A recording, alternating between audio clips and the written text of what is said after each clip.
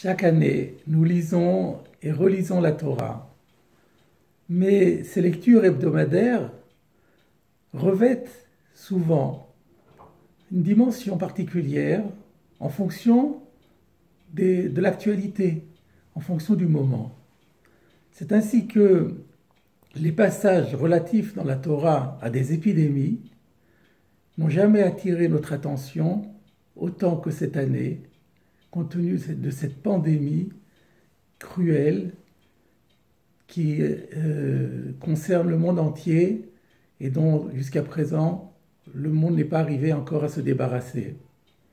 Ainsi, dans la paracha de la semaine dernière, la paracha de Balak, nous avons vu qu'une épidémie a décimé 24 000 personnes au sein du peuple juif. Et que c'est par la bravoure d'un seul homme qu'il a pu être mis fin à cette épidémie. Cet homme, c'est Pinchas, fils de Éléazar, petit-fils de Aaron à Cohen, le grand prêtre. Et pour le remercier, la Torah lui fait l'insigne honneur de réserver une paracha à son nom, la paracha de Pinchas, et Dieu lui promet une alliance de paix qui est qualifiée d'alliance éternelle puisqu'elle profitera à tous les descendants de Pinchas. Nous apprenons de cette paracha qu'il existe parfois des situations où l'intervention d'un seul homme peut permettre de sauver la collectivité tout entière et que ce sauvetage est inestimable. Il y a 2 semaines, dans la paracha de Korach, nous avons vu également qu'une épidémie a décimé le peuple juif. Cette fois-là, il y avait 14 700 personnes qui ont décédé. Et l'épidémie a été enrayée grâce à Aaron à Cohen qui a offert de l'encens. Nous en avons parlé à l'époque. Mais on remarquera qu'on ne fait absolument pas cas de cette intervention de Aaron à Cohen. Aucune paracha ne porte le nom de Aaron, aucune mention d'une alliance quelconque que Dieu aurait conclue avec Aaron suite à cet acte. Qu'est-ce qui différencie l'intervention de Pinchas de celle de Aaron? Et on peut élargir la question même à Moshe Rabbeinu. Tout au long de la vie de Moshe Rabbeinu, combien de fois n'a-t-il pas intercédé en faveur du peuple pour empêcher que Dieu punisse le peuple? Et pour autant, aucune paracha ne porte le nom de Moshe. À aucun moment il n'est fait mention d'une quelconque alliance que Dieu lui donnerait en remerciement de cette intervention qui a sauvé le peuple. Qu'est-ce qui différencie ces interventions?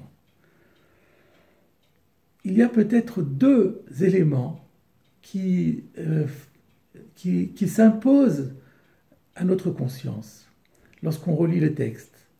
Le premier, c'est que s'agissant de Korach, s'agissant de Aaron à Cohen, il est bien précisé dans le texte biblique que c'est Moshe qui a dit à Aaron « Va prendre un encensoir, mets-y le feu, prélève du feu de l'autel et mets-y de l'encens ».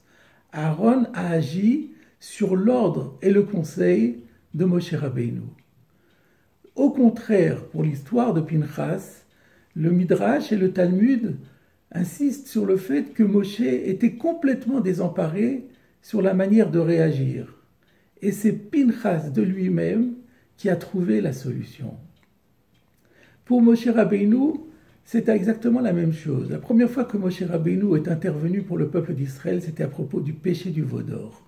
Rashi fait remarquer au nom du Midrash que Dieu dit à Moshe Rabbeinu, après lui avoir annoncé la faute de son peuple, de ses ouailles, il lui dit « Ve'ata anichali » maintenant laisse-moi. Pourquoi lui dit-il cela? Rashi nous dit parce qu'il lui dit « Le seul moyen que nous avons de sauver Israël, c'est que tu intercèdes pour eux. » Moshe Rabbeinu n'avait pas pensé à cela. Dieu lui suggère « Vas-y, prie-moi, tu verras, ça va marcher. » Donc Moshe Rabbeinu également n'a pas agi de sa propre initiative, mais seulement sur le conseil et l'incitation de Dieu. Voilà peut-être un premier élément. Pinchas a agi de sa propre initiative, ce qui n'était pas le cas de Moshe et Aaron. Et il y a un deuxième élément qui paraît peut-être encore plus fondamental. Le Talmud insiste aussi sur le fait que lorsque Pinchas s'est attaqué à Zimri, il a risqué sa vie. Zimri aurait très bien pu le tuer. Il a fait ce qu'on appelle Mesirut Nefesh. Il a fait don de sa vie pour la cause qui était de sauver le peuple d'Israël. Ce n'était pas le cas ni pour Aaron ni pour Moshe, qui, lors de leur intervention, en offrant de l'encens pour Aaron ou en priant Hachem pour Moshe, il n'y avait pas de risque de la vie.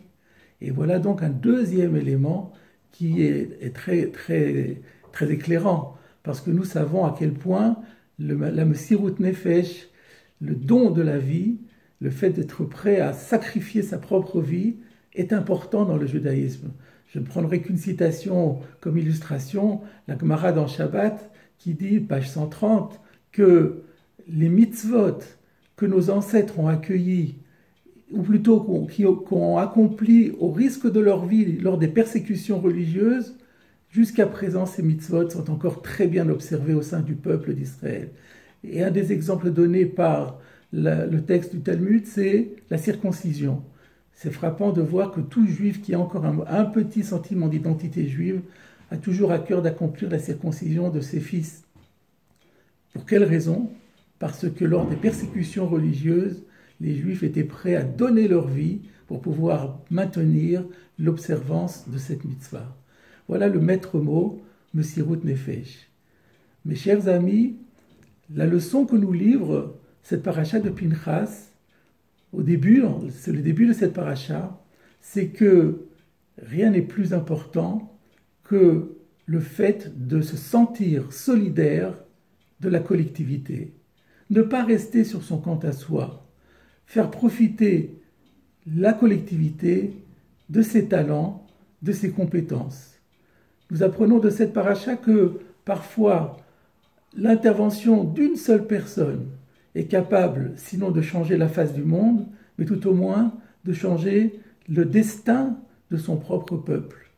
Et si l'on le fait de tout son cœur, de toute son âme, de toutes ses forces, si on prend soi-même les initiatives, si on y consacre toute sa vie et qu'on est prêt à donner l'essentiel de soi-même, le meilleur de soi, pour justement cette noble cause, pour satisfaire cet objectif si fondamental aux yeux de la Torah, alors on peut être certain qu'on est aimé d'Hachem comme Pinchas l'a été. Shabbat Shalom.